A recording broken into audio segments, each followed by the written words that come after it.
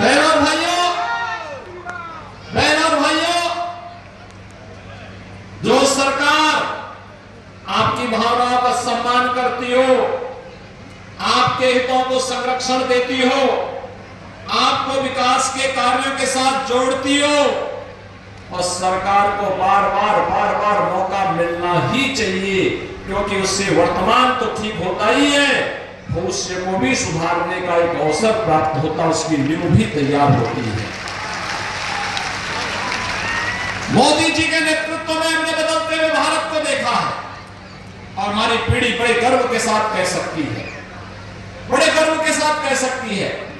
कि हम उस भारत के नागरिक हैं जिस भारत ने विकसित भारत की परिकल्पना को अपनी आंखों के सामने साकार होते हुए देखा है। बहनों और भाइयों, आज से 10 वर्ष पहले भारत की स्थिति क्या थी? दुनिया में सम्मान नहीं बचा था, सीमाएं सुरक्षित नहीं थी, आतंकवाद और नक्सलवाद सिर चढ़ करके बोलता था, विकास के कार्यों में भ्रष्टाचार था, और भ्रष्टाचार इस कदर तक था कि विकास का कोई भी कार्य प्रारंभ नहीं हो पाता था, गरीब कल्याणकारी योजनाओं पर डकैती पड़ती थी, गरीब भूख से मरता था, किसान आत्महत्या करता था, नौजवान पलायन करता था, बेटी और व्यापारी दोनों सुरक्षित नहीं थी। यह कांग्रेस और समाजवादी पार्टी के चेहरे को दिखाता है कि उनके समय में जो अराजकता थी, दंगे होते थे, गुंडागर्दी होती थी, कर्फ्यू लगता था, राम जन्मभूमि पर आतंकी हमला होता है, संकट मोचन मंदिर पर आतंकी हमला होता है, लखनऊ, वाराणसी और अयोध्या की कचहरियों पर हमला होता है, सीआरपीएफ कैंप पर हमला होता है। बहनों और भाइयों, पिछले 10 वर्ष में आपने देखा होगा, दुनिया में सम्मान बढ़ा, सीमाएं सुरक्षित हुई है, आतंकवाद और नक्सलवाद पूरी तरह समाप्त हुआ है, और अब तो आतंकवाद और नक्सलवाद की स्थिति यह है कि बहनों और भाइयों, कहीं पटाखा भी जोर से फट जाए ना,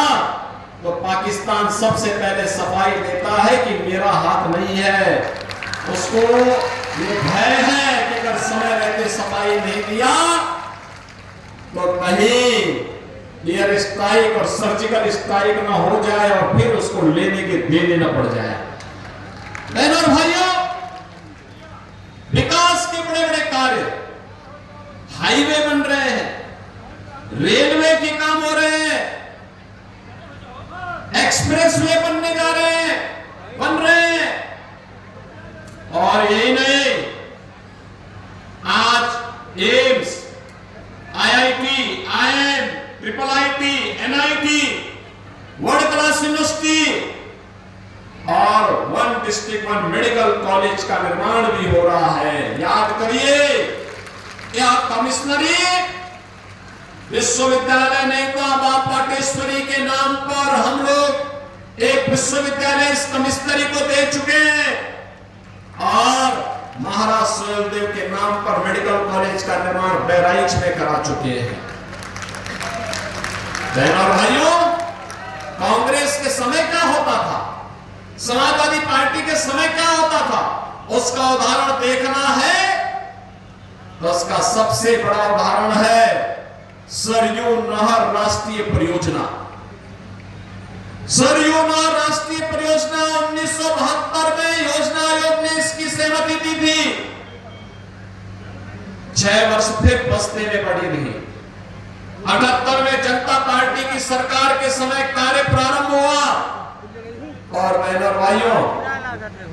41 साल हो गए, 43 साल हो गए, कार्य पूरा नहीं होता है। 2017 में जो हमारी सरकार आई, उत्तर प्रदेश सरकार ने प्रधानमंत्री मोदी जी का सहयोग लिया, प्रधानमंत्री कृषि सिंचाई योजना का उपयोग किया, और सरयू नहर राष्ट्रीय परियोजना को पूरा किया। आज मैं देखता हूं कि बहराइच, श्रावस्ती, बलरामपुर, गोंडा, सिद्धार्थनगर, महाराजगंज, संत कबीर नगर, बस्ती, गोरखपुर में 14 लाख